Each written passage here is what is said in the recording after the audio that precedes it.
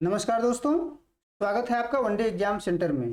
दोस्तों, आज की वीडियो में हम लोग बीए फिफ्थ सेमेस्टर हिंदी का जो दूसरा पेपर है, हिंदी का राष्ट्रीय काव्य, उसमें भारतेंदु हरिश्चंद्र के जो दोहे और पद लगे हुए हैं उसी की व्याख्या हम लोग करेंगे। भारतेंदु हरिश्चंद्र के बारे में विस्तृत परिचय और भारतेंदु हरिश्चंद्र के कविताओं में किस प्रकार से राष्ट्रीय चेतना उभर कर सामने आती है, इसके लिए हम अलग से वीडियो लेकर के आएंगे। इस वीडियो में हम केवल और केवल भारतेंदु हरिश्चंद्र की जो कविता आपके सिलेबस में लगी हुई है उसी की व्याख्या हम लोग यहाँ पर करेंगे। तो चलिए वीडियो शुरू करते हैं। सबसे पहले भारतेंदु हरिश्चंद्र का संक्षेप में परिचय जान लेते हैं। भारतेंदु हरिश्चंद्र का जन्म 1850 में हुआ था और इनकी मृत्यु हुई थी 1885 में।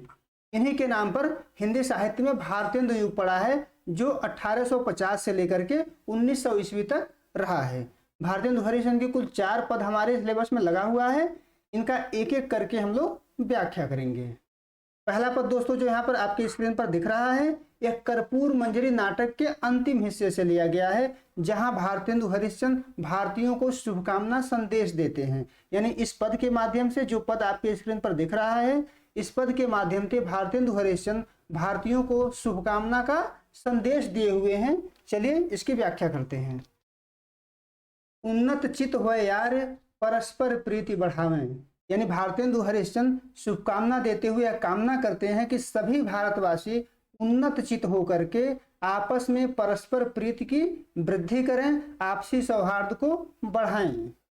कपट नेह तज सहज सत्य व्यवहार चलावें। यानी आपस में कपट को त्याग दें, सहज और सत्य पर आधारित व्यवहार करें, आपस में किसी प्रकार का कपट न रखें, व्यवहार में सहजता हो। भारतेंदु हरिश्चंद्र जो है ऐसी कामना करते हैं।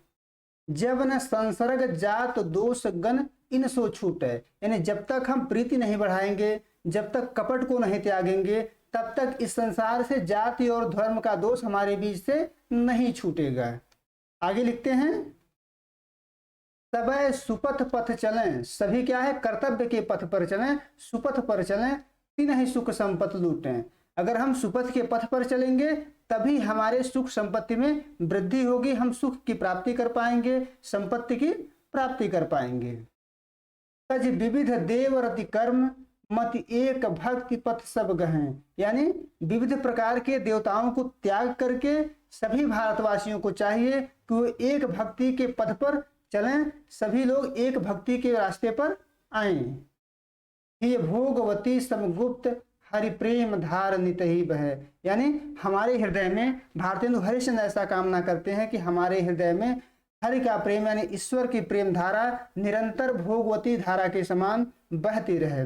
इस पद के माध्यम से दोस्तों भारतेंदु हरिश्चंद्र भारतीयों को शुभकामना देते हैं कि किस प्रकार से प्रीति बढ़ाया जाए, किस प्रकार से समाज में व्यवहार किया जाए, किस प्रकार से हम जाति और धर्म से मुक्ति पा सकते हैं और किस प्रकार से हमारे सुख और संपत्ति में वृद्धि हो सकती है।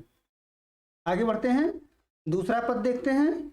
दूसरा जो पद है दोस्तों, इसमें 2 दोहे लगे हुए हैं और दोनों दोहा जो है निज भाषा नामक कविता से लिए गए हैं। उनकी कविता है निज भाषा और निज भाषा नामक कविता से ही ये दोनों दोहे लिए गए हैं। आइए एक एक करके दोनों की व्याख्या करते हैं। पहला दोहा है, विविध कला शिक्षा अमित ज्ञान अनेक प्रकार सब देशन से लय करहु भाषा माहि प्रचार। विविध कला यानी अनेक प्रकार की कला, शिक्षा अमित अनेक प्रकार की शिक्षा, ज्ञान अनेक प्रकार यानी अनेक प्रकार के ज्ञान, अनेक प्रकार की कला, अनेक प्रकार की शिक्षा, अनेक प्रकार के ज्ञान, सब देशन से लय करहु भाषा माहि प्रचार। यानी सभी देशों से लेकर आइए और उसका अपने भाषा में प्रचार प्रसार करिए। यानी सभी देशों से आप विभिन्न प्रकार की कला लेकर के आइए, विभिन्न प्रकार की शिक्षा लेकर के आइए, विभिन्न प्रकार के ज्ञान लेकर के आइए और उसका अपनी मातृभाषा में प्रचार करिए। इससे ज्ञान में भी वृद्धि होगी और अपनी मातृभाषा का भी विकास होगा। आगे बढ़ते हैं, दूसरा दोहा है, निज भाषा उन्नति है उन्नति सबको मूल बिन निज भाषा ज्ञान के मिटत नहीं को सूल। यहाँ पर एक कहा गया है कि निज भाषा उन्नति है, अपनी भाषा की उन्नति ही सब कुछ होती है। सभी उन्नतियों का क्या होता है, मूल होता है अपनी भाषा की उन्नति। अपनी भाषा की उन्नति से ही सभी उन्नति क्या है, संभव है। बिन निज भाषा ज्ञान के मिटत नहीं एको सूल, बिना अपनी भाषा के ज्ञान के मिटत नहीं एको सूल, यानी हृदय की पीड़ा नहीं मिटती है, हृदय की पीड़ा अपनी भाषा के ज्ञान के बिना नहीं दूर होती है। यानी इसमें भारतेंदु हरिश्चंद्र हिंदी भाषा के वृद्धि की कामना करते हैं, अपनी भाषा की उन्नति की कामना करते हैं और कहते हैं कि हिंदी भाषा की उन्नति, अपनी मातृभाषा की उन्नति सभी उन्नतियों का मूल है। बिना हिंदी भाषा की उन्नति के हम किसी प्रकार के उन्नति को प्राप्त नहीं कर पाएंगे। आगे बढ़ते हैं। तीसरा पद है, तीसरा पद दोस्तों एक मुकरी है। मुकरी क्या होता है? 4 लाइन की कविता होती है। मुकरी जो है 4 लाइन की कविता होती है। इसमें 2 सखियां आपस में बात करती हैं और एक तरीके से बुझौनी बुझाती हैं। एक सखी कहती है और दूसरी सखी उसको बूझती है। यहाँ पर भी उसी प्रकार की कविता लिखी गई है। जैसे भीतर भीतर सब रस चूसे, हंसी हंसी के तन मन घन मूसे, जाहिर बातन मैं अति तेज, क्यों सखी सज्जन नहीं अंग्रेज। यहाँ एक सखी दूसरे सखी से कह रही है कि भीतर भीतर सब रस चूस है, यानी भीतर भीतर से क्या हुआ? सभी रस चूस रहा है।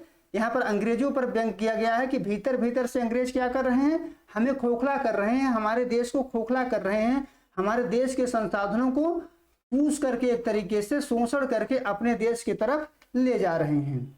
हंसी हंसी के तन मन धन मुँह से, हंस हंस करके यानी प्रसन्नता पूर्वक तन मन धन को क्या कर रहे हैं? एक तरीके से लूट रहे हैं, मूस रहे हैं। जाहिर बातन में अति तेज, बात कहने में क्या है? वो अत्यंत तेज है, इसीलिए हम लख नहीं पाते हैं। भीतर भीतर हमारा शोषण करता है, बाहर से ऐसा नहीं दिखता है कि हमारा वह शोषण कर रहा है। दूसरी सखी पूछ रही क्यों सखी सज्जन, पहली सखी उत्तर देती है नहीं अंग्रेज, यानी हम जो कह रहे हैं ये सज्जन के बारे में नहीं है, अंग्रेजों के बारे में कह रहे हैं।